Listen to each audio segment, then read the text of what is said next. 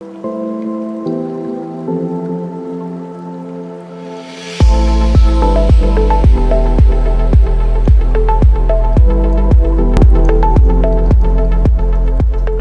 Muy buenas tardes, bienvenidos a todos.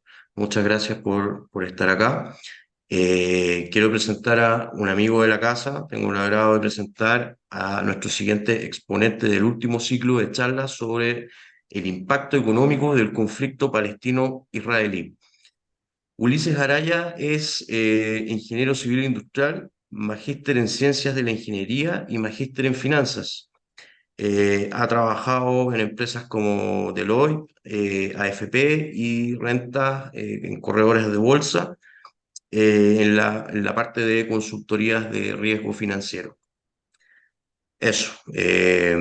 Muchas gracias, Ulises, por estar acá con nosotros y te dejo invitado con tu presentación, por favor. Muchas gracias, Eduardo. Un gusto saludarlos a todos los que están viendo ahora la presentación y a los que la vayan a ver después.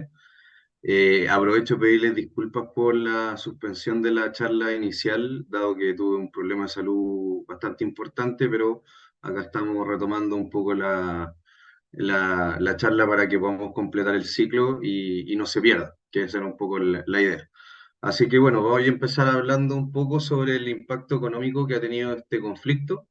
Pero yo creo que lo más importante, y se lo voy a decir al tiro para que entiendan la línea a dónde va la presentación, es a largo plazo los impactos geopolíticos, estratégicos que puede ir teniendo este tipo de conflictos o que tiene este tipo de conflictos a futuro.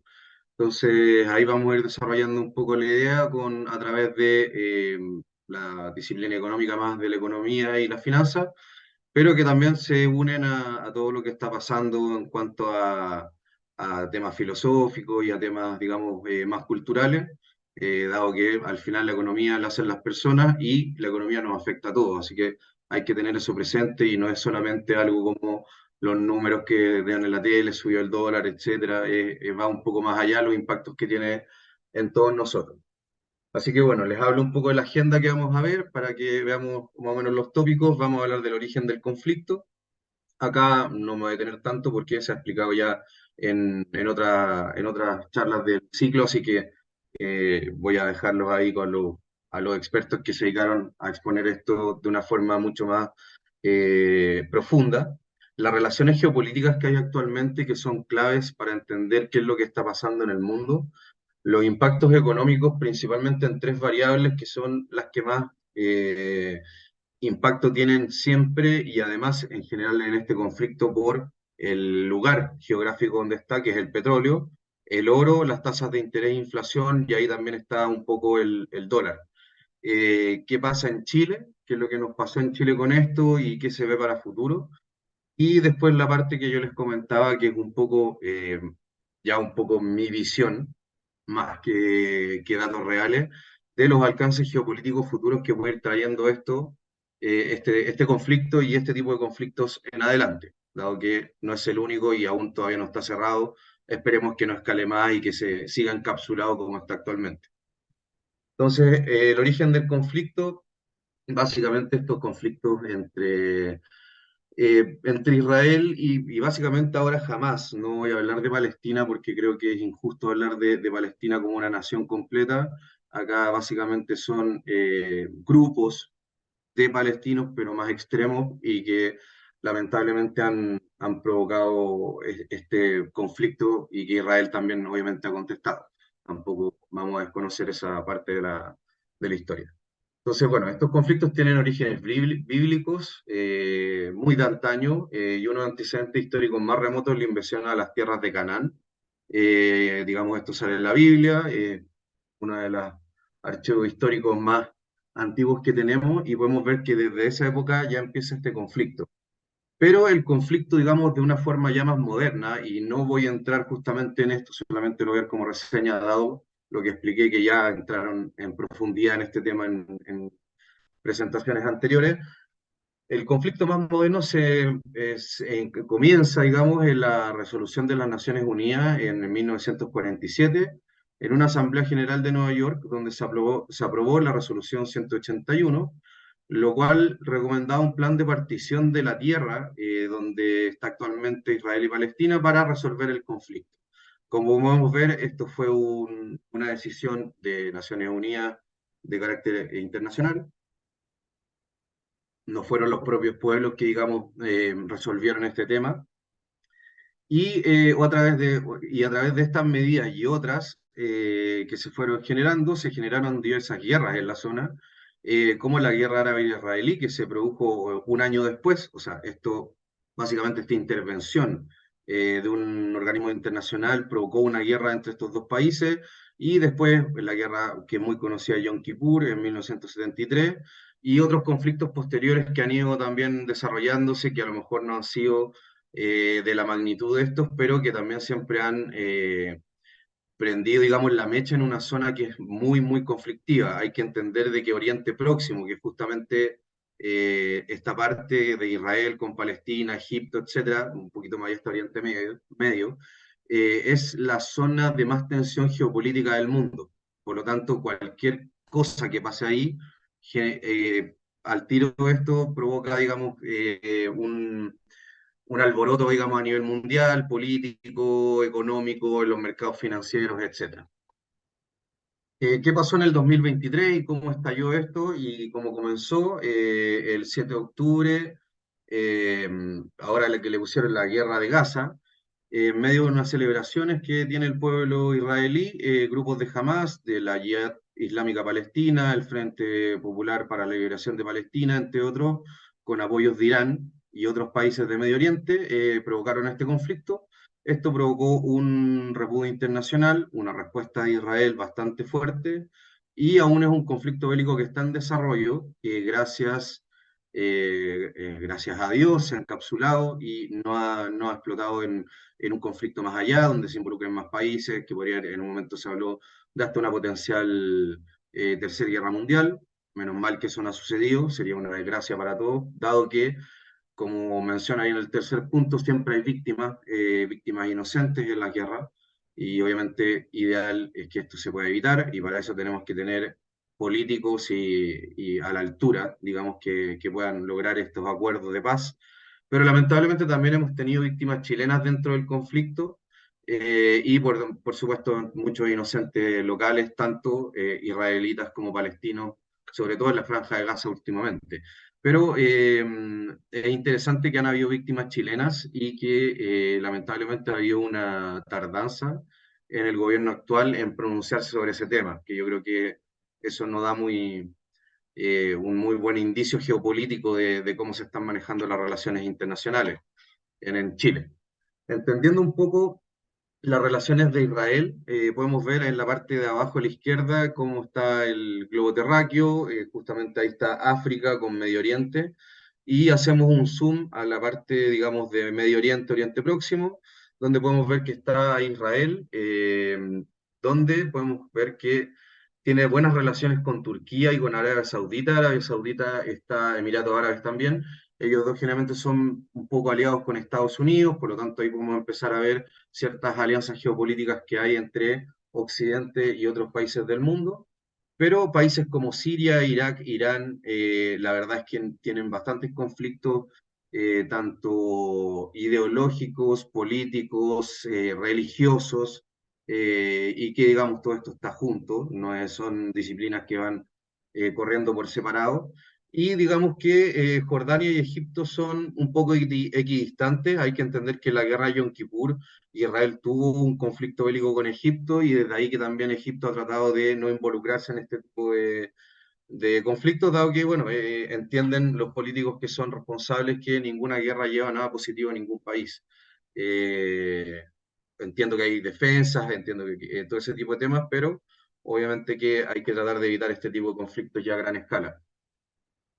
Acá podemos ver cómo son las alianzas fuera de Occidente. Podemos entender que Occidente, como bloque, siempre está la Unión Europea, está la OTAN, ahí junto con Estados Unidos, que, digamos, forman como un gran bloque digamos, de los países desarrollados, y han sido aliados desde la Segunda Guerra Mundial, y han formado alianzas, digamos, bien sólidas, y generalmente es como el bloque que se llama el bloque de Occidente. Pero también podemos ver que hay otro bloque que se arma y que justamente vamos a hablar en la parte geopolítica, el último de ellos, que básicamente está Rusia con China, que son los grandes ahí actores, digamos, de este, de este bloque geopolítico que se está armando. También está ahí, obviamente, un poco Irán, países que son justamente Medio Oriente no muy afines a Israel. Israel hay que entender que es un poco afín a Estados Unidos, entonces ahí se empiezan a separar las cosas también por un poco de ideologías políticas. Y vemos que, bueno, no alcancé a actualizar la presentación, que Argentina ahí, gracias a Dios cambió y ahora con Milei debe estar mucho más aliado a Israel y Estados Unidos, y bueno, Brasil, Venezuela, Cuba, que son países que están en la órbita más socialista, digamos, son más amigos y aliados de la órbita china-rusa. Por lo tanto, ahí podemos ver que se empiezan a armar ciertos bloques geopolíticos. Es bien interesante algo que mencionó, tomando la última charla que mencionó Jorge con la teoría de un ruso que justamente le mataron a la hija Dugin, que hablaba de la desglobalización y hablaba de ¿cómo era el término exacto que utiliza? Que básicamente se arman como nuevos conglomerados geopolíticos, no como en la Guerra Fría, que serán básicamente dos fuerzas, sino que se arman varias como bloques geopolíticos y básicamente se puede ver que esto se está dando un poco. Entonces es interesante a veces, a pesar de que no es muy de mi agrado ciertas teorías rusas, pero hay que entender de que es bueno investigar en ellas y profundizar para ver cómo o qué es lo que piensan las vanguardias en cuanto a la geopolítica futura. Entendemos como vanguardia gente que son pensadores a futuro y que básicamente son ideólogos de muchas de estas cosas que después pasan. Ahora volviendo ya a la parte más económica, poniendo esto como un pequeño, digamos, barniz para que se pueda entender cómo va avanzando esto. Vemos los impactos económicos primero en el petróleo. Primero hay que entender que el petróleo es el mercado de commodities o recursos naturales más grande del mundo y el más importante. Por lo tanto, la mayor producción de petróleo se hace en Medio Oriente. Hay países productores de petróleo muy fuertes. De hecho, gran parte de la riqueza de muchos de esos países, como Emiratos Árabes, etcétera, ha venido de esta materia prima. Y vemos que el mercado que tiene más o menos esta materia prima es de 2,1 trillones de dólares americanos. Ahí hay que entender que entre los trillions americanos y notación, digamos, española o hispanohablante, ahí hay una diferencia de unos ceros, pero en dólares de 2,1 trillones, lo cual es un mercado gigantesco. Eh, Comparativamente con los otros mercados de materias primas que le siguen, sería el mercado del acero, que es un 86% más pequeño, que es de 283 billions, y el del oro con 126 billions, que es un 90% más pequeño. Hay que entender que el mercado completo de metales, más o menos, ahí como sale en la gráfica, es de 967 billions de dólares, por lo tanto ni siquiera llega a ser la mitad del mercado del petróleo. Y hay que entender lo gigantesco y el impacto que tiene este mercado en toda nuestra vida. Y ahí vamos a ir explicando un poco el porqué. Esta es otra visualización del petróleo, de cuán grande es el tamaño. Ahí vemos también varias materias primas, sobre todo metales. Por ejemplo, vemos el cobre ahí en Cooper, con 91 billions, que básicamente es el principal producto exportador de Chile, y como muchos hablan del sueldo de Chile, esperemos que se vaya diversificando eso, pero es nuestra principal exportación. Y vemos que el mercado completo es súper pequeño comparado al mercado del petróleo, que sería, digamos, este círculo grande, como este conjunto, que tiene, digamos, a todos estos otros submercados dentro de él para poder hacer la comparativa en visual. El petróleo es relevante como materia prima dado que está ligada a la energía. La energía se usa desde calefacción de hogares, generación de energía eléctrica, que bueno, ahora justamente hay una transición hacia las energías más verdes que intentan generar energía eléctrica no en base a petróleo, pero las fuentes tradicionales son en base a petróleo, y también es la principal fuente de combustible de los medios de transporte.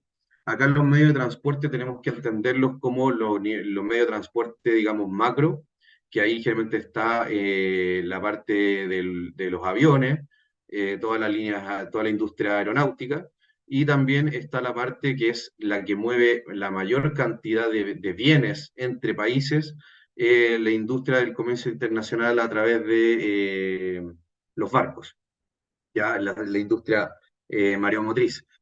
Eh,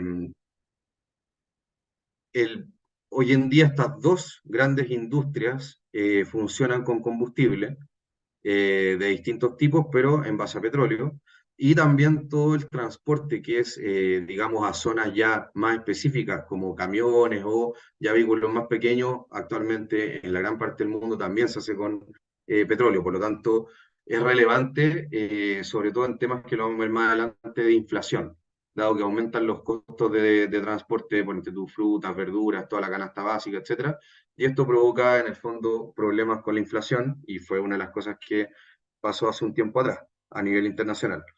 Eh, que es justamente lo que menciono en la última parte del slide. También acá podemos ver cómo en el petróleo han impactado distintos eventos geopolíticos importantes, como principalmente guerras. Podemos ver al principio la invasión de Kuwait, que generalmente todas estas invasiones traen un pic, digamos, de precio del petróleo. Eso es por un tema de que en el fondo se frena un poco la producción y la oferta de esta materia prima y por lo tanto, obviamente, el precio tiende a subir al bajar la oferta y la demanda mantenerse igual o mayor. Después podemos ver la guerra del Golfo, que ahí subió un 18%, en la anterior un 13%, en la de Venezuela y el conflicto en 92 un 4%, y así podemos ver que hasta la invasión de Ucrania, que justo antes llegó a subir un 11% del petróleo. Hay que entender que Rusia es un gran productor de petróleo, por lo tanto, obviamente, a estar en guerra y también con las sanciones que se produjeron desde Occidente, sobre todo financieras y de exportaciones de Rusia hacia los distintos países del mundo, también hubo un problema con el petróleo. Ahora, ¿cuál es lo que ha pasado? Porque más adelante vamos a ver de que el precio sí tuvo un impacto al alza, pero obviamente después ahora empezó a bajar de precio y a normalizarse. Lo primero que pasó es que Estados Unidos empezó a producir petróleo, a usar sus reservas estratégicas, y acá se puede ver cómo al final ya empezaron el nivel de reservas estratégicas de petróleo, están llegando casi al nivel de 1982-83, por lo tanto ha ocupado muchas reservas de petróleo para poder inyectar petróleo, digamos, al mundo, a los mercados internacionales y que el precio no se vea tan afectado. Eh, Acá vemos también al ritmo que llevaban, obviamente que esto después va cambiando en el tiempo, al ritmo que llevaban le quedaban básicamente 17 días medido por una media móvil de 3 meses. Eso obviamente puede ser un poco más, un poco menos, pero básicamente se le estaban acabando un poco sus reservas de petróleo estratégicas, lo que estaban produciendo. Ahora ya está normalizando el tema, pero obviamente que esto produce un conflicto, dado que si la gran parte de la producción viene de países como perdón, de Medio Oriente o Rusia, o digamos países de esa órbita geopolítica, sí puede traer problemas a los países, digamos, occidentales en la parte energética. Recordemos que con la guerra de Rusia con Ucrania, Europa en un momento estuvo muy complicado con la parte energética, los precios de la electricidad subieron mucho. Alemania, sobre todo, que es una potencia industrial, por lo tanto, al tener mucha industria requiere mucha energía, tuvo muchos problemas con ese tema, y ahí vemos cuáles han sido uno de los grandes consecuencias de la agenda verde, que yo en muchas cosas no estoy en desacuerdo, entiendo que es muy bueno tener energías limpias, pero sí se ha dado un sobreénfasis ideológico a mi gusto y por lo tanto empieza a producir este tipo de problemas en el abastecimiento de energía de la población. Acá podemos ver un poco lo que hablábamos de que las materias primas en general sus precios se mueven en torno a la oferta y la demanda, a diferencia de otros activos financieros que sí producen, digamos, algo, por ejemplo, una empresa produce un bien, etcétera. Las materias primas generalmente se mueven solamente por oferta-demanda, y acá vemos que justamente la proyección que había después del tercer trimestre del 2023 es que el consumo iba a ser mayor a la producción, dado el conflicto geopolítico, y esto más o menos en el segundo trimestre del 2024 se iba a volver a normalizar y estas líneas básicamente se iban pegando. Y esto fue básicamente lo que Estados Unidos quiso evitar, que se produzca un alza sustantiva del petróleo al tener obviamente ellos estos estudios. De hecho, la fuente es la Administración de Energía de Estados Unidos y su obviamente subdivisión de información. Eh, Esto obviamente se esperaba que traiga presiones al alza y pues, obviamente Estados Unidos, por lo que estaba hablando anteriormente, las trató de contrarrestar. El precio del petróleo, acá vemos más o menos un gráfico de TradingView que lo saqué yo desde el año 2023. Vemos que obviamente siempre con la variabilidad típica de los mercados, pero a partir ya de julio empieza a tener un alza, empieza a llegar a niveles más o menos de los que habían antes en los niveles máximos, tiene otra alza y acá ya con el impacto de la guerra, que esta alza está muy producida también por el conflicto anterior, que aún tampoco se soluciona por completo de Ucrania con Estados Unidos, y acá tuvo otra alza, digamos, el petróleo, pero ha tenido, digamos, una caída en precio, dado porque lo que explicaba, el conflicto se ha mantenido un poco encapsulado, no se han metido o no han ingresado otros países al conflicto, cosa que se empieza a armar, digamos, una guerra un poco más extendida, y ahí y obviamente que ya cuando empiezan a entrar más países en el conflicto, esto se empieza a poner más complejo. Y también, esto es un gráfico de Bloomberg, porque también se espera una recesión económica tanto en Estados Unidos como en gran parte del mundo. Chile no va a ser la excepción, de hecho salió, no está acá en la gráfica, pero comentario, salió Limasec hace poco y se vio que Chile va a crecer cerca del 0% este año, por lo tanto estamos dentro de una recesión y eso hace que haya una menor actividad económica, por lo tanto, un menor consumo de petróleo, dado que la mayor actividad económica requiere mayor energía y obviamente cuando hay una contracción económica se necesita menos energía. Otros impactos relevantes que hubieron fue en el oro. Hay que entender de que el oro, bueno, el oro siempre se ha considerado un activo refugio cuando hay conflictos geopolíticos, cuando hay guerras. Por ejemplo, si el dólar el día de mañana Estados Unidos entra en un conflicto y llegaran a derrotarlo, por decirlo, y a conquistarlo, el dólar básicamente no valdría nada porque es la confianza que tenemos en ese país. Por lo tanto, básicamente en términos técnicos financieros, el dinero actual es un pasivo del Estado y de los bancos centrales particularmente, que obviamente dependen de los estados. En cambio, el oro es un activo real, dado que no es el pasivo de nada. Por eso siempre se ha considerado un refugio de valor, es el dinero más antiguo que conocemos. Obviamente que antes del oro se ocuparon también otras cosas como dinero. Hay un artículo muy interesante que cuando en la Segunda Guerra Mundial tenían prisioneros, le empezaban a entregar cajas, ponte tú, de mercancía, y el activo que ellos empezaron a ocupar como dinero dentro de estos prisioneros de guerra fueron los cigarros, dado que era un activo que todos aceptaban, porque la gran mayoría fumaba, eran muy líquidos, eran pequeños y por lo tanto podía yo transar dos cigarros por un queso o lo que sea. Se cumple esa función, digamos, de intercambio de bienes y servicios. Entonces, bueno, el oro es lo más antiguo que conocemos y lo más aceptado. O sea, yo puedo ir, obviamente el dólar también es muy aceptado a nivel mundial, pero por ejemplo, si yo voy con pesos chilenos a el sudeste asiático, yo creo que ni siquiera van a saber cuánto vale el peso chileno con respecto al dólar, difícilmente me lo van a cambiar. En cambio, si voy con dólares o con oro, básicamente siempre me los van a recibir en cualquier parte. Eh, Acá podemos ver que el antiguo máximo fue debido a la falta de acuerdo para ampliar la deuda del gobierno de Estados Unidos. Hay que recordar que hace unos meses atrás ellos estaban llegando al nivel máximo de deuda que pueden tener como país y el Congreso obviamente que siempre se pone de acuerdo para aumentarlo, pero aprovechan de negociar cosas políticas entre los dos grandes bloques que hay ahí, que son los demócratas y los republicanos. Y ahora vemos que ya después del conflicto, acá donde está la flecha, el precio del oro se dispara frente al dólar por justamente este conflicto que estamos mencionando.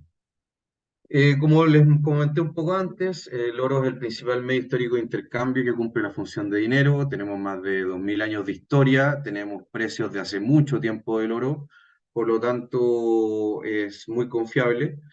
Y hay que entender que el oro siempre, o sea, no siempre, pero desde básicamente la Edad Media hacia adelante, incluso antes, yo creo que desde la época de Roma, se empezó a ocupar el oro, las monedas de oro como dinero. En Roma entiendo que también se ocupaba la plata en cierta forma. Eh, pero a partir de ya las guerras mundiales, la Primera y la Segunda Guerra Mundial, se produjeron desequilibrios fiscales para financiar la reconstrucción de Europa en dos veces, y se implementaron acuerdos que se llamaron el Acuerdo de Bretton Woods, que básicamente Estados Unidos fue el financista de toda Europa para que pueda existir la reconstrucción de todos los países más afectados, Alemania, Francia, Polonia, etcétera. ¿Y cuál fue la consecuencia que hubo? Que la Reserva Federal de Estados Unidos imprimió más dólares porque antes había algo que se llama el patrón oro, que básicamente el dólar estaba ligado a una cierta cantidad de oro, y cuando se empezó a imprimir una cantidad de dólares considerable para poder financiar toda esta reconstrucción, se tuvo que desligar el patrón oro posteriormente en 1971, dado que ya no era sostenible, y dado que también ahí, por ejemplo, pasó que Inglaterra intentó volver al patrón oro, pero con el precio de la moneda que tenía antes, no devaluada después de la guerra, y pasaron muchos problemas económicos con la devaluación de la moneda. Entonces, para evitar eso, la Reserva Federal desligó el patrón oro con Nixon en 1971, lo cual ha traído muchos problemas de deuda, que es un poco lo que vamos a hablar más adelante. Ahora, fuera de esto, ¿qué cosas más políticas y geopolíticas ha tenido el conflicto de Israel y también el de Ucrania? Acá vemos una noticia que básicamente la Casa Blanca le estaba exigiendo al Congreso un presupuesto de 100.000 millones para la guerra de Ucrania, la guerra de Israel, para financiar esta guerra. Recordemos que Estados Unidos siempre ha tenido esta visión de financiar guerras externas. Yo no estoy muy de acuerdo con eso, pero la visión que tienen sus políticos. Y a pesar de que ha tenido, digamos, no una respuesta muy, digamos, positiva de parte de la Cámara de Representantes o del Congreso, yo creo que sí se van a dar los vistos buenos para financiar, digamos, todo estos conflictos bélicos. Y también, obviamente, ahí está el tema de la frontera con México, que aún tienen grandes problemas de inmigración.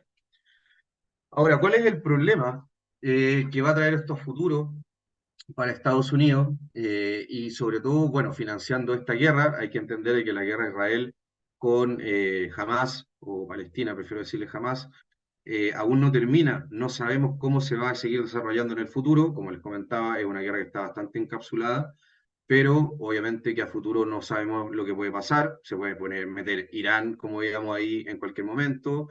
De hecho, entiendo que uno de los líderes de Hamas está escondido en Irán, entonces digamos, ahí hay un polvorín geopolítico que puede explotar en cualquier momento, pero Estados Unidos con, obviamente, su déficit fiscal propio, sus problemas internos que tiene hoy en día generados por todo esto, esta tendencia, digamos, de los beneficios sociales, y también todo el presupuesto que se hace para todo este tema de disidencias sexuales, etcétera, que tiene que ver mucho con ideologías políticas que se hablan en este lugar, y las guerras que también está financiando. Se ve que la proyección que se ve a partir de la línea punteada horizontal, la proyección de gasto que va a tener Estados Unidos hasta el año 2053 tiene una pendiente que es la línea negra, que es creciente o al alza. En cambio, los ingresos que va a tener el fisco estadounidense básicamente tienen una tendencia bien plana. Eso va generando una divergencia que está mostrado ahí en la flecha, que básicamente esa divergencia es déficit fiscal. Y ese déficit fiscal, que también es un tema que está muy ahora también en Chile con todo el tema de la nueva constitución, y si realmente estos derechos sociales que se están proponiendo van a ser responsables fiscalmente, esta divergencia se va a tener que empezar a pagar con deuda, porque básicamente, y esto es lo mismo que en un hogar, para los que a lo mejor no son tan expertos en macroeconomía, Si yo básicamente en mi casa empiezo a gastar más de los ingresos que tiene mi hogar, sea padre, madre, hijo, etcétera, pero los ingresos totales, si los gastos totales son mayores, voy a tener que empezar a ocupar lo más probable las tarjetas de crédito, después posteriormente cuando ya no tenga cupo, las líneas de crédito, después posteriormente voy a tener que a lo mejor pedir un crédito consumo y así voy aumentando mi deuda dado que mis gastos son mayores a mis ingresos. Pero cualquier persona que entienda un poquito de finanzas personales o maneja un presupuesto mensual puede entender esto sin problema. Pero lamentablemente los políticos en Occidente, esto es Estados Unidos, pero después vamos a ver que esto es un problema de Occidente, no lo entienden muy bien y son muy pro gasto, más de lo que se puede. Yo no tengo problema con el gasto, pero lo que nos dé, digamos, el bolsillo. Acá tenemos otra proyección que básicamente se involucra también con el contexto geopolítico. Acá está básicamente yo le estaba mostrando los ingresos con el gasto y acá se está mostrando el déficit, que básicamente es esta diferencia que iba creciendo. Y como se ve acá, a partir de 2023 hay una proyección de que el déficit fiscal en Estados Unidos va al alza con una pendiente mucho mayor a la que traía antes. Bueno, acá obviamente en el 2000, ¿cómo se llama? En el 2000, en la subprime empezó, digamos, a tener un alza muy importante en la empinación que tiene, digamos, o la velocidad de que crece este déficit, pero la proyección realmente es brutal. Estados Unidos tiene ya un estado deficitario hace años, pero el financiamiento de las guerras con las otras cosas que les mencionaba ya hacen que esto, para mi gusto, sea un poco insostenible y la deuda cada vez va a ir aumentando más. Acá, ¿por qué les mencionaba esto de la deuda? Porque estamos hablando de las tasas de interés, ¿ya? Y esto va a tener relación con Chile. Acá en este gráfico, que es de 1900, poquito antes de 1980 en adelante, podemos ver que la deuda de Estados Unidos, cuando crece, posteriormente crece las tasas de interés de la deuda, ¿ya? Esta es la deuda a 10 años, los bonos a 10 años de Estados Unidos, que antes se ocupan como una medición de largo plazo de deuda financiera. Y vemos que acá, al aumentar el nivel de déficit, aumentó el nivel de endeudamiento, o sea, perdón, el nivel de endeudamiento, aumentaron las tasas, posteriormente bajó el nivel de deuda, digamos, del gobierno, las tasas empezaron a bajar, pero nuevamente han aumentado los niveles de deuda y ya vemos que las tasas acá han empezado a subir. Actualmente las tasas han bajado un poquito en Estados Unidos, pero llegaron al 5,5 a los 10 años y 20 años, lo cual es muy alto para la economía americana, que tiene un nivel de deuda muy grande. Hay que entender que cuando uno tiene mucha deuda y te suben también las tasas de interés, tú tienes que pagar más, por lo tanto se te empieza a complicar un poco el presupuesto. ¿Qué también impactos ha tenido esto? Acá sale Moody's, que es una clasificadora de riesgo dentro de las dos o tres más grandes, con Fitch y con S&P. eh, Rebaja la perspectiva de la deuda del gobierno de Estados Unidos. Entonces, básicamente, ¿esto qué es lo que quiere decir? Que ellos ven que a largo plazo el gobierno de Estados Unidos va a tener más problemas para pagar su deuda y su perspectiva crediticia o su riesgo de crédito empieza a aumentar. Básicamente, mi riesgo de crédito aumenta cuando yo tengo menos posibilidades de pagar mis deudas. Entonces, esto es una proyección importante para los impactos fiscales que va a tener Estados Unidos en adelante y sus tasas de interés. Acá vemos la inflación y las tasas, qué es lo que fue pasando.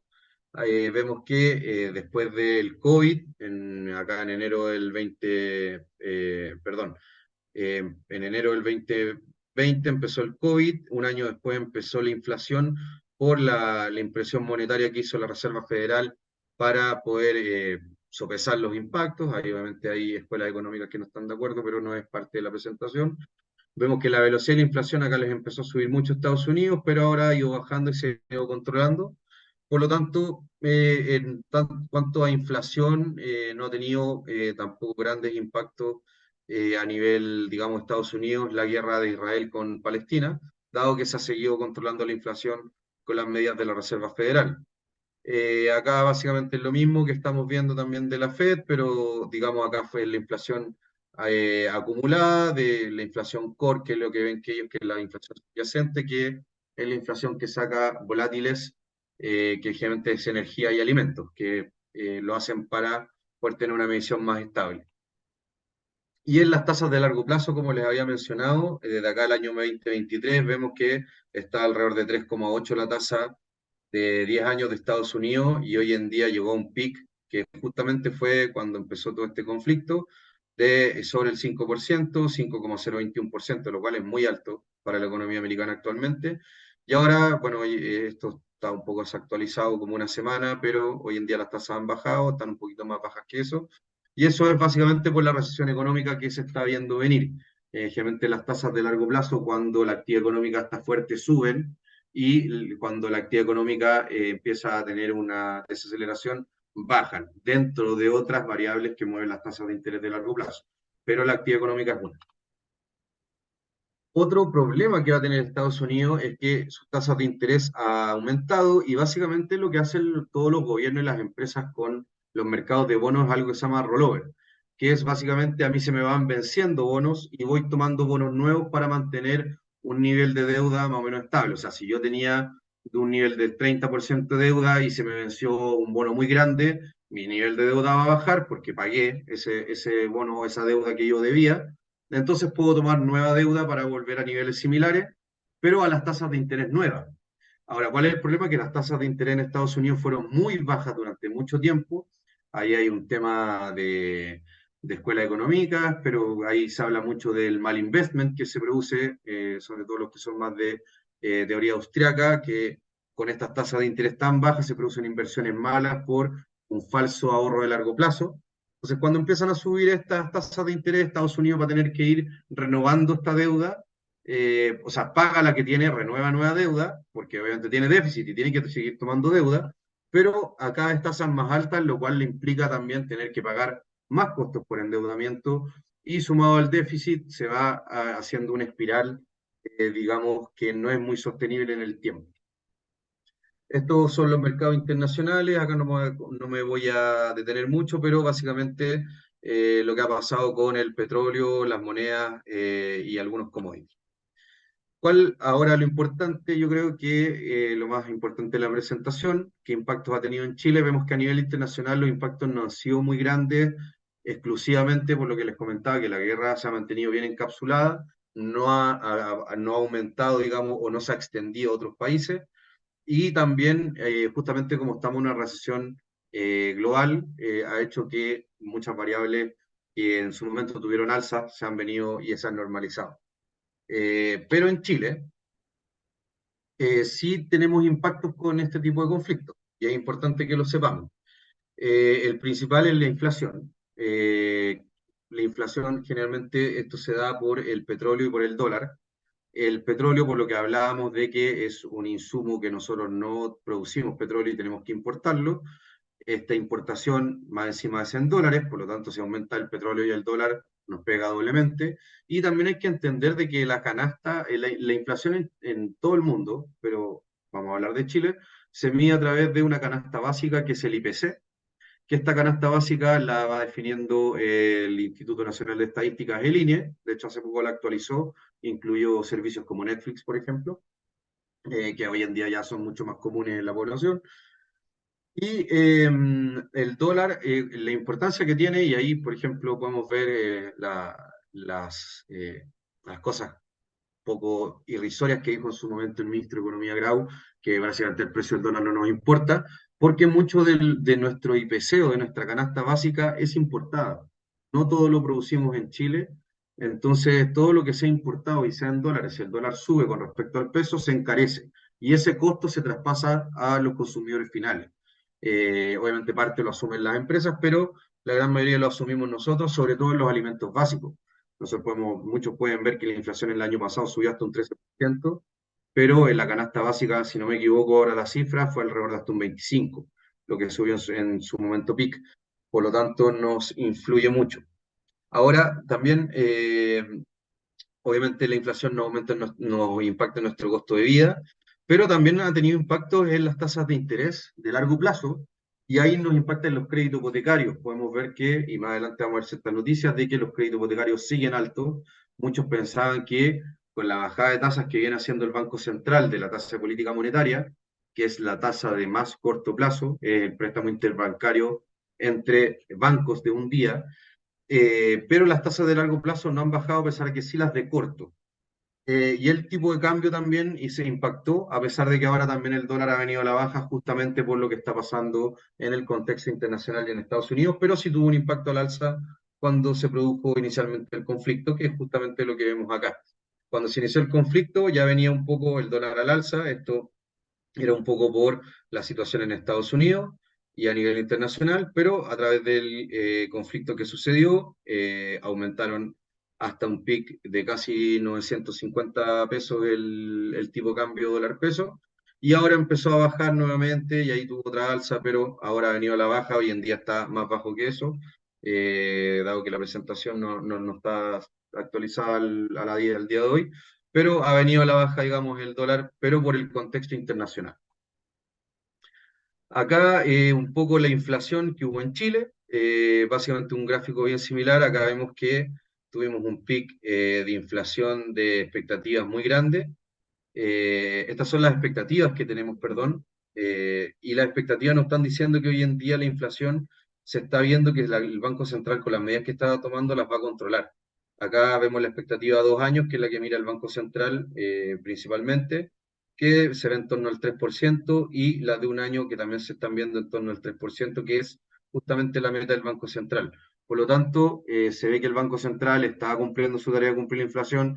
Eso es lo bueno de tener un Banco Central independiente en Chile, cosa que hay que revisar ahora si la nueva constitución se da o no. No me voy a meter en ese tema por un tema legal de los abogados, pero es algo muy importante para que nuestro costo de vida no se dispare. Acá podemos ver también la inflación en Chile, que el último dato de octubre fue de un 0,4%, y ha venido, digamos, a la baja más de lo esperado. Acá hay que ver la inflación que hubo en el 2022 y en el 2023 se ven ya que digamos, las mediciones mensuales están siendo más bajas. Esto es fuente de un analista macro que es Arturo Claro, que trabaja en Econsult.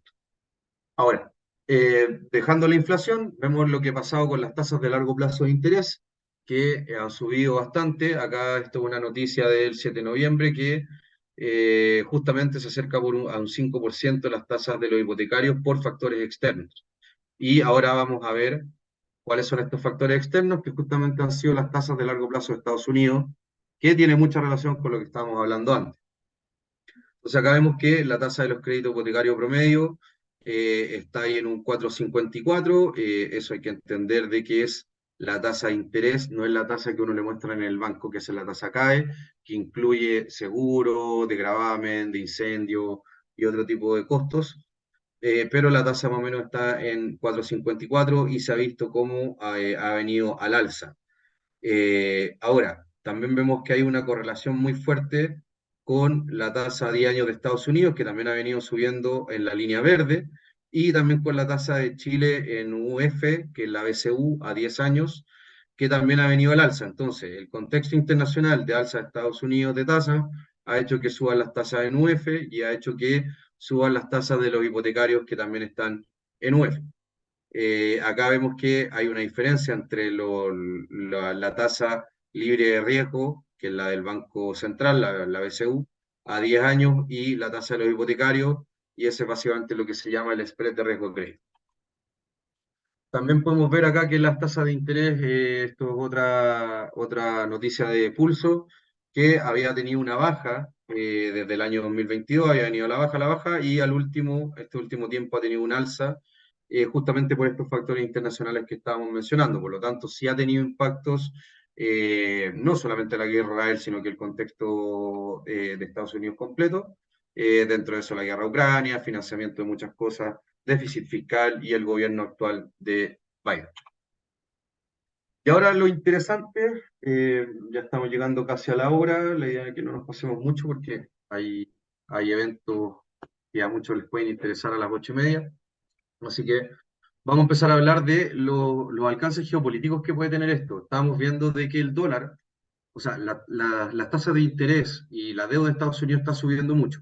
Eso hace que la moneda de ese país se debilite, por lo tanto es el dólar. De hecho, el dólar se fortaleció mucho cuando la Reserva Federal subió las tasas de interés, y ahora que ha visto que las va a empezar a bajar, el precio del dólar ha venido a la baja. Por lo tanto, el dólar a nivel global ha venido con una tendencia hacia abajo.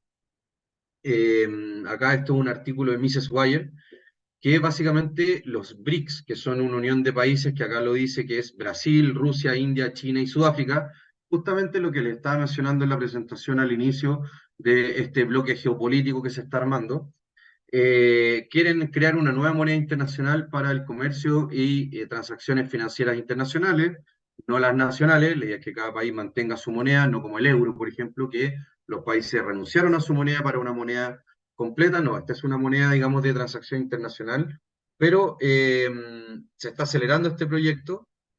En un momento se está uniendo Argentina, con lo que pasó el domingo yo creo que Argentina no va a querer prosperar en esto, pero China y Rusia están impulsándolo muy fuerte y la idea, digamos, de esta moneda es poder destronar al dólar.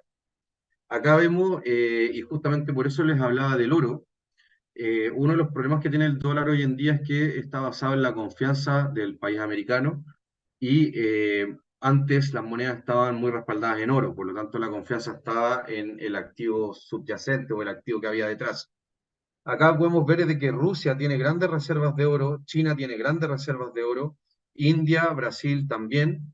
Eh, Esto es del primer trimestre de Estados Unidos, en millones de dólares. Ahora, desde que pasó, yo les comentaba en 1971, que más o menos debe ser por aquí, desde que pasó la ruptura del patrón oro, nosotros vemos que desde antes empezaron los países de las economías desarrolladas, que están en la línea roja, a tener menos reservas de oro. Obviamente las reservas mundiales que están en la línea gris también los fueron acompañando. En el 71 esto se acrecentó, y han venido, digamos, disminuyendo a la baja en general, sobre todo las reservas de oro de la economía desarrollada. Podemos ver que los países emergentes siempre han tenido menos reservas y hoy en día están más o menos parejas con la tendencia mundial y la tendencia de los países desarrollados. ¿Esto qué es lo que ha provocado? Ha provocado que, bueno, los precios del oro han ido aumentando frente al dólar. Esto hace que el dólar se debilite o muestre una debilidad. Acá vemos, bueno, un gráfico un poco técnico que dice que básicamente después de este triple soporte debería tender al alza el dólar, perdón, el oro frente al dólar, lo cual sí ha pasado, y esto obviamente lo miden contra el dólar index, que es una canasta del dólar frente a otras monedas de relevante peso internacional. El euro, la moneda, ahí está el yen, está el renminbi, etcétera. Acá también podemos ver cómo las monedas se han depreciado frente al oro, eh, y esto estamos hablando de monedas a nivel mundial. De hecho, la gran mayoría de las monedas siempre se deprecian frente al dólar y el dólar se ha depreciado frente al oro. Entonces acá podemos ver cómo también ha pasado lo mismo contra el euro, contra la libra esterlina, el yuan chino, los dólares australianos, etcétera. Esto está pasando eh, por lo que les voy a explicar después, de que en general los países occidentales han tomado niveles de deuda muy altos y eso hace que las monedas empiecen a depreciarse frente a la reserva, digamos, internacional, que es el oro. Acá estamos viendo que los bancos centrales están comprando oro en este último tiempo. ¿Por qué? Porque se están dando cuenta de esta depreciación de la moneda, de estos excesos de deuda, y empiezan a comprar oro como reservas. Acá vemos cómo en el año 2022 y 2023 las compras han sido mucho mayores a lo que venían siendo los años anteriores. Ahora, la pregunta es, ¿quiénes son los que están comprando el oro? Y podemos ver que Estados Unidos, que está acá en la línea roja, ha mantenido sus tenencias, holdings, dice ahí, sus tenencias parejas. O sea, quiere decir que no estaban ni comprando ni vendiendo. Pero los países que sí están aumentando sus tenencias de oro, o sea, hay un flujo, el flujo de compra que estábamos hablando, se está reflejado en un mayor stock o mayor tenencia de los países justamente BRICS and Friends, que son justamente estos países de la órbita no occidental geopolítica y sus amigos que básicamente, miren, están comprando oro desde 2.000 millones de toneladas hasta ahora ya superar las reservas que tiene Estados Unidos. Esto justamente va en línea con lo que estaba mostrando antes de este proyecto de moneda, que puede traer grandes problemas al sistema occidental. Y ahí vamos a ver un poco esto. También hay dudas con respecto al real tamaño de las reservas de oro de China. Acá hay un analista que en el fondo expone toda una serie de argumentos de que los chinos no están mostrando realmente, bueno, sabemos que China no es una economía 100% libre y tiene un problemas políticos de restricciones de muchas cosas, y no están mostrando sus verdaderos niveles de reserva. Y también se habla mucho de que China no muestra sus verdaderos niveles de crecimiento y de inflación, y que hay cifras bien manipuladas, pero eso también es harina de otro costal. Acá también se puede ver cómo las reservas de oro de Chile han ido aumentando, las que se estiman, digamos, por este analista. ¿Cuál es el gran problema que tenemos hoy en día en Occidente? A pesar de que ahí en el primer país sale Japón, pero hay que entender que Japón después de la Segunda Guerra Mundial estuvo intervenido por Estados Unidos y hoy en día está más en la órbita occidental que en la órbita, digamos, china. Pero vemos que los ratios de deuda PIB, que básicamente son el ratio de cuánto yo debo versus cuánto produzco, en términos bien simples a nivel país, históricamente están muy elevados. Esto produce debilidad de las monedas, esto produce una destrucción del ahorro de los ciudadanos, que básicamente es la inflación. Los que entienden a lo mejor un poco más de finanzas saben que la inflación deflacta la deuda, o sea, hace que ésta valga menos y por lo tanto todo lo que es el ahorro digamos, de la ciudadanía se destruye, y también su poder de compra con la inflación. Y básicamente esto es un problema, y esto es un dardo al sistema monetario occidental neo-keynesiano. Hay que entender de que hay tres escuelas grandes de economía, que está la escuela neoclásica, la escuela keynesiana, derivada de la neo-keynesiana posteriormente, la escuela monetarista, que también es muy importante, y también está la escuela austriaca, que es la que está un poco más olvidada. Generalmente los bancos centrales hoy en día ocupan esquemas de metas de inflación con expectativas, justamente lo que estábamos hablando hace unos slides atrás, justamente en, en esta, expectativas de inflación. Estos son los sistemas que ocupan los bancos centrales. Acá en Chile es de un 3%. Eh, Y este sistema básicamente lo que ha producido con los déficits fiscales que tienen los estados, acá un tema de banca central y de estados, política monetaria y política fiscal, de sobreendeudamiento. Podemos ver, bueno, obviamente países como Grecia, que tuvo grandes problemas de deuda, que está en la Unión Europea, y muchos de estos países que son europeos, del bloque occidental, se salvan por pertenecer al euro y tener al euro como moneda. Si no, su moneda se hubiera visto mucho más afectada y hubieran tenido problemas más serios. Pero también podemos ver, bueno, obviamente, países como Venezuela, generalmente los países socialistas tienden a tener niveles de deuda excesivos. Eh, También los estados más socialdemócratas, como por ejemplo podemos ver acá Italia con un 144 de deuda sobre PIB. O sea, tienen más deuda de lo que producen. Un 100% quiere decir que yo todo lo que produzco lo debo, ellos deben más de lo que producen. Podemos ver también a países como Estados Unidos con un 121, a países importantes como Portugal con un 116, países como España con un 100 ya casi 12, Francia y Canadá. O sea, todos estos países, digamos, del bloque occidental desarrollado, Canadá, Francia, España, Portugal, Estados Unidos, tienen niveles, Italia, tienen niveles de deuda muy altos, los cuales a mi gusto y a gusto de muchas personas que analizamos estos temas no son sostenibles en el tiempo. O sea, si yo les preguntara a ustedes si en su casa deben más del 100% de lo que se ingresa al año, básicamente estarían quebrados. Entonces, y una empresa cualquiera también podría estar prácticamente en la quiebra. Entonces, esto solamente se está sosteniendo por un sistema político-económico eh, occidental, que ha sido, lamentablemente, el sistema neo-keynesiano ha tenido a la deuda como el corazón del capitalismo. El capitalismo no es el culpable de esto, hay que también decir eso, sino que es el sistema de deuda que ha impulsado al crecimiento económico estos últimos años. Ahora, ¿qué está pasando en otras partes del mundo? Y esto es una noticia de hace poquitos días, del 17 de noviembre. El Banco Central holandés está preparándose para un nuevo gold standard o un nuevo patrón oro. Acá ellos mencionan de que están ecualizando sus reservas de oro relativos a su PIB o a su GDP, como otros países de la eurozona y fuera de la eurozona. Hace poquito no lo comenté acá, pero sí hubo un comunicado bien importante del Banco Central Europeo y también de la Unión Europea, que se esperaba que los bancos centrales nacionales tuvieran por lo menos un 8% de reservas de oro sobre su PIB de acá a, no me acuerdo bien si era 2, 3 años. Entonces acá se está viendo que en cierta forma se quiere volver un patrón oro porque se está viendo que esto si sigue aumentando es insostenible. Eh, Esto obviamente lo están haciendo los países occidentales también en respuesta un poco a lo que está pasando con los BRICS. Y acá viene ya, yo creo que el corazón, digamos, de todo esto, porque acá nosotros podemos ver los grandes imperios a través de largos de tiempo muy importantes. Esto es un gráfico de Ray Dalio, un inversor que está hablando de esto hace mucho tiempo y es bien importante. No es una idea especialmente mía, pero sí se une con todo esto.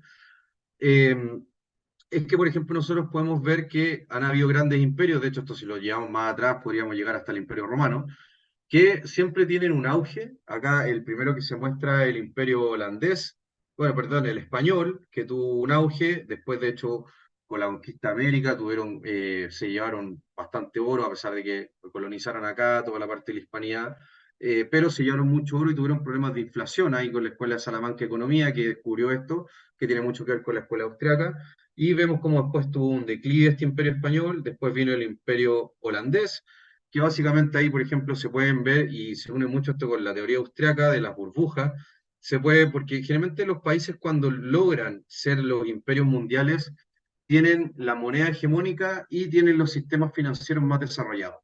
Hoy en día Estados Unidos es el país que tiene el sistema financiero más desarrollado, tanto bursátil como de bonos, como de derivados, y obviamente eso lo ha llevado a tener digamos, la hegemonía económica a nivel mundial. Pero esto también pasó en Holanda y de hecho hay una crisis muy conocida acá que fue una de las primeras burbujas, que la estudió de hecho Mises, que fue la burbuja de los tulipanes, que justamente fue una burbuja de especulación financiera, dado que tenían un sistema financiero muy desarrollado, pero esto también lleva a este tipo de especulaciones financieras. Después el Reino Unido fue otro gran imperio posterior.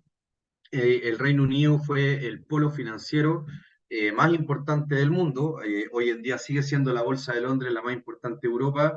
Todos los metales también hoy en día se transan en la Bolsa de Londres y también un poco en la de Chicago, pero principalmente en la de Londres. Por lo tanto, quedó un poco vestigios, digamos, financieros, económicos de estos grandes imperios y la profundidad que alcanzan en su sistema. Y bueno, acá viene Estados Unidos, que básicamente empezó a crecer desde su independencia o poco antes, y después de las Segundas Guerras Mundiales empezó ya a superar al Reino Unido, y hoy en día ya está empezando un declive que está empezando a alcanzarlo China. Muchos dicen de que China ya no va a llegar, pero puede ser India, que India hoy en día superó en población a China y tiene que tener un desarrollo económico de esa población muy importante, dado que la población en India todavía vive en condiciones muy precarias.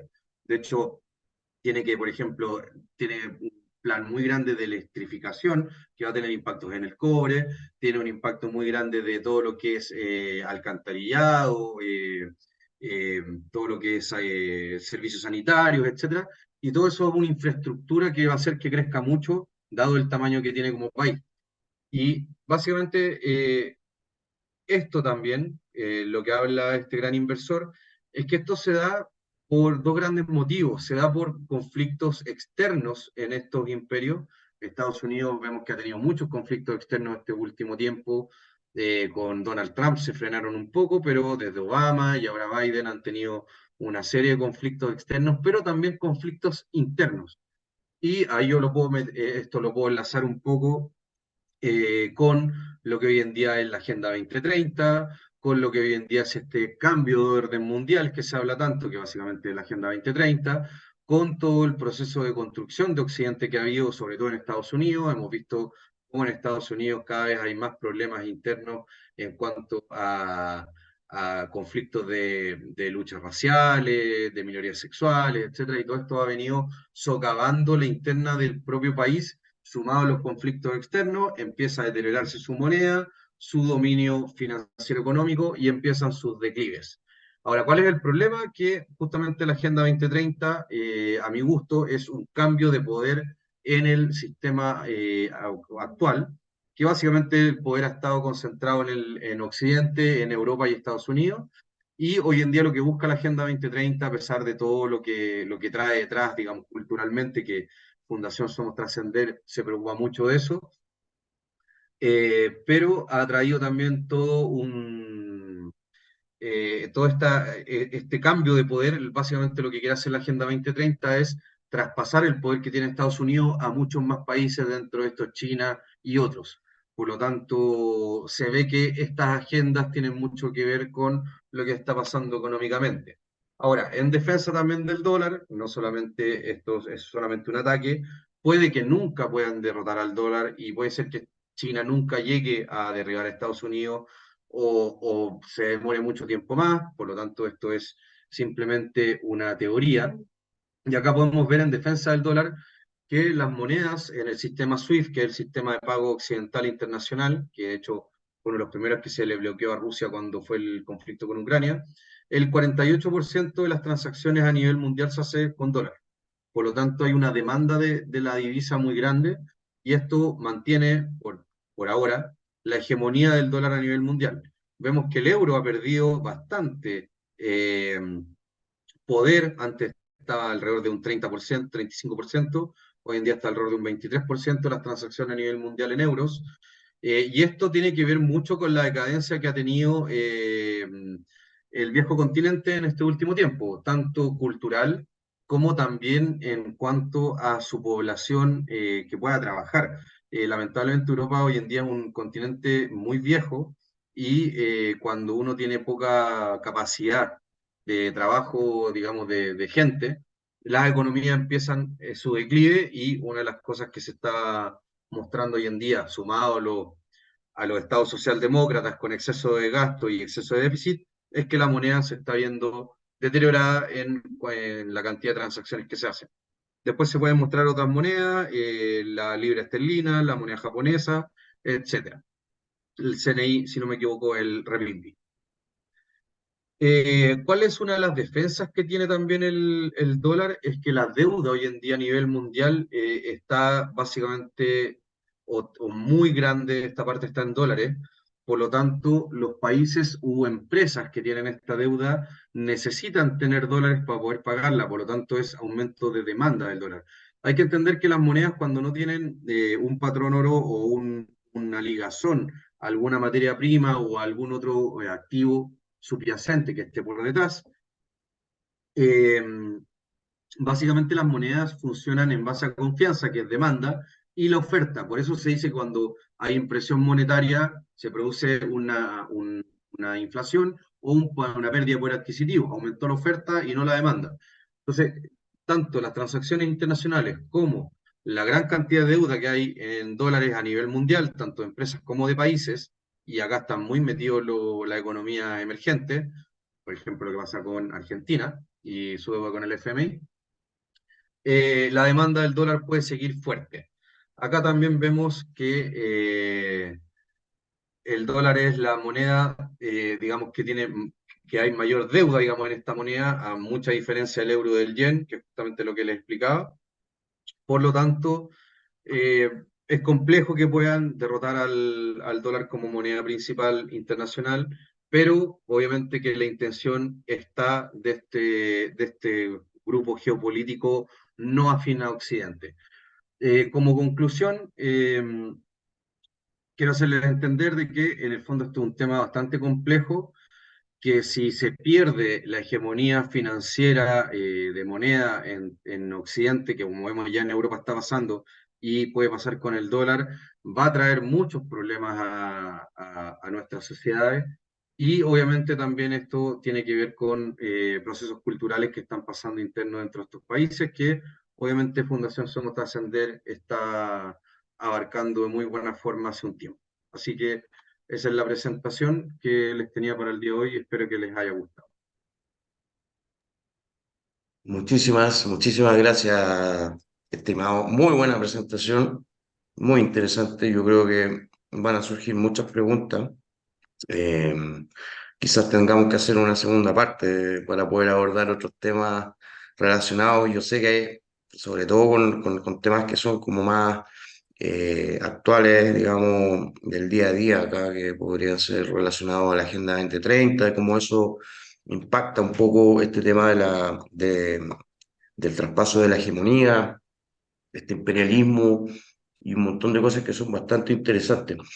Eh, Déjame revisar si Sí, tenemos así alguna es. pregunta. Ok, pero por mientras, así Eduardo, de Sí. hecho, justamente por eso le quise dar ese enfoque, porque entiendo que Mm, estos son reflejos económicos, pero como les mencionaba en un principio, la economía nace de la gente. Entonces, ya, esto tiene mucho que ver con todo el proceso que hemos tenido en Occidente político-cultural, que como justamente, por ejemplo, tienes atrás el libro negro del ecologismo y un montón de temas que se están viendo. Por ejemplo, todo lo que es el libro negro del ecologismo se puede ligar a todo lo que es la agenda verde, todo lo que es, por ejemplo, todo lo que han hablado de con el libro Transfachero, por ejemplo, que sacaron también hace poco, se puede ver toda ya. la parte que hay de la teoría de género, minorías sexuales, que estas tienen que tener Mm, derechos, que el derecho los tiene que pagar el Estado y que eso produce un déficit, que lo estamos también viendo en Chile y lo vemos también afuera. Entonces, todas estas cosas al final están muy ligadas y básicamente por eso quise hacer esta línea, digamos, con la presentación, dado que en sí el conflicto palestino-israelí no tuvo un impacto tan relevante a nivel mundial. Esperemos que siga así y que no escale. Lo he dicho varias veces, pero insisto en el tema, no sería bueno que escale y que mm, se forme una tercera guerra mundial o algo por el estilo. Eh, ya, pero yo creo que esto de largo plazo es relevante y es relevante que la gente lo entienda y que lo pueda ligar a justamente la parte cultural que hace la fundación. ya. Déjame ver si alcanzamos a hacer una pregunta, Sí, por unas dos supuesto. preguntas.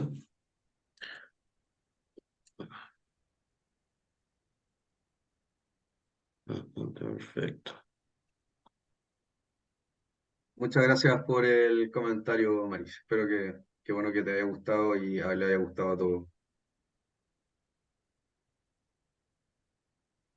Yo sé que estos temas a lo mejor son un poco áridos, pero no Sí, tengan problema en preguntarnos más. Acá, por último, se pueden explicar ciertas cosas que no quedaron claras.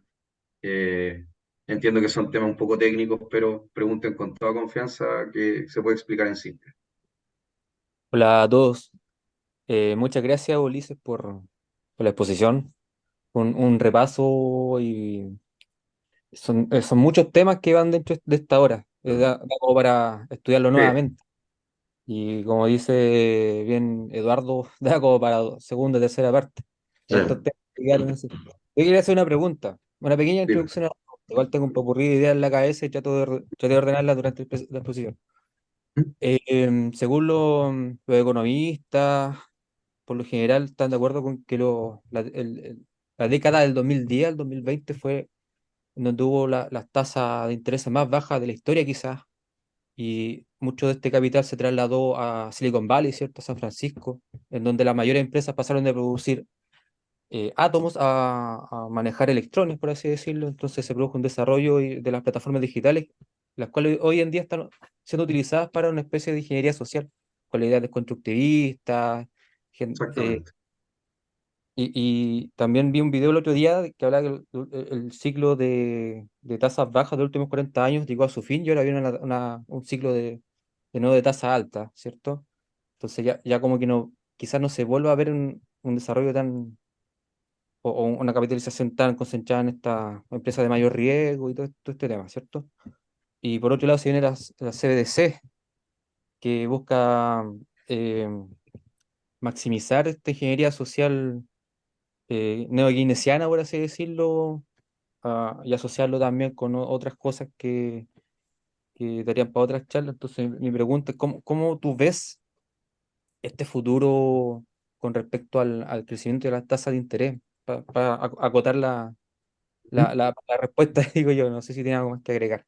Sí, no, mira, estoy completamente de acuerdo con lo que dijiste. O sea, las tasas de interés en las décadas anteriores fueron tasas históricamente bajas, prácticamente en cero, o tasas negativas, reales incluso, que es una locura, porque básicamente yo, cuando yo presto plata y me tienen que pagar un interés, y acá en el fondo es al revés, o sea, yo tengo que pagar por prestar, es totalmente un concepto eh, digamos que no tenía mucho sentido.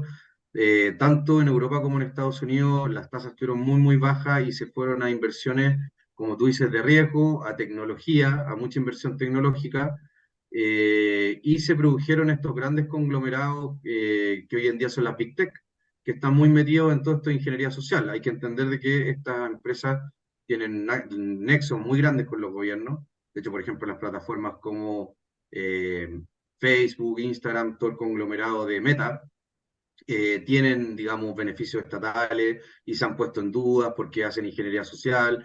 También se ha sabido que se han utilizado estas empresas para obtener eh, beneficios en campañas políticas. O sea, hay todo un tema de información, de manejo de datos.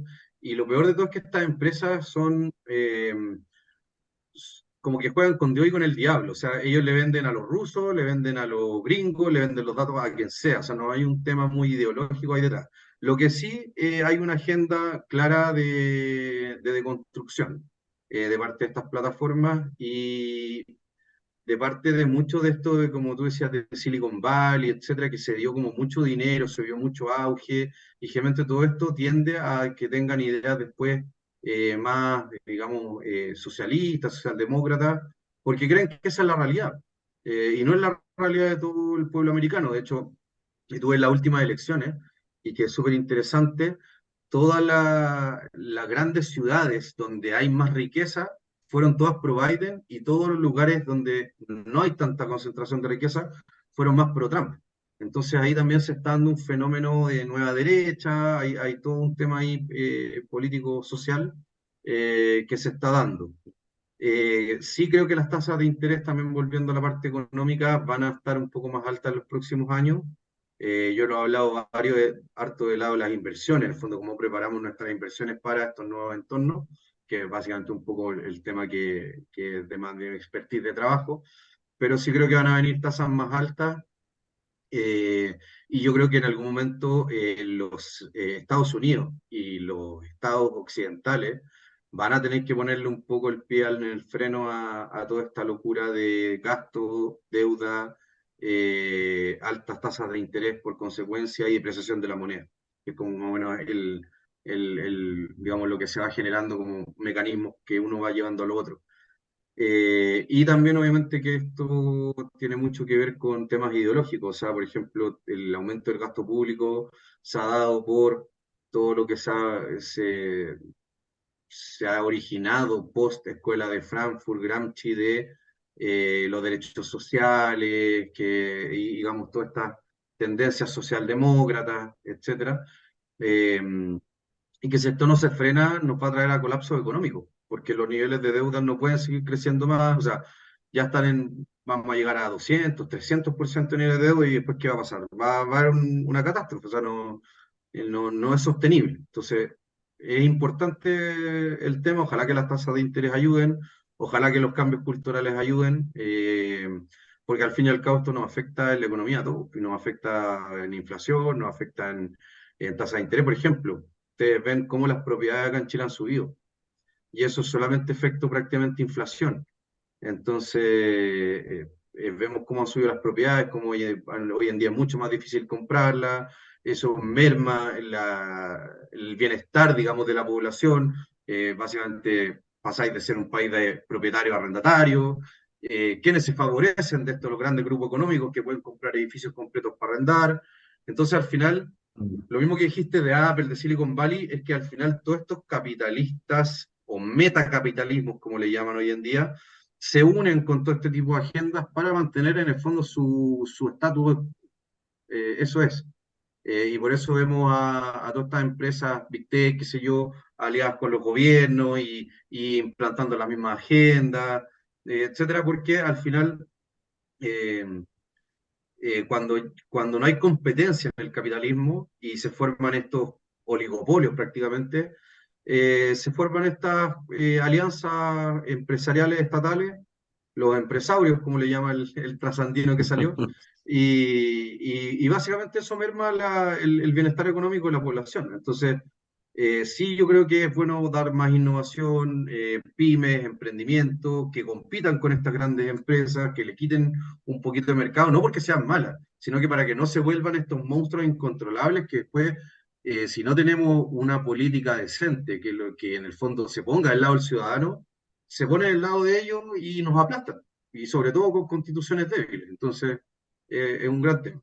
Y bueno, yo sé que todos estos temas dan para mucho más. Ahí también, Eduardo, cuando quiera, me puede invitar. Yo feliz de participar en todo lo que sea la Fundación Somos Trascender. Así que si más adelante se hacen más cosas, yo estoy completamente disponible.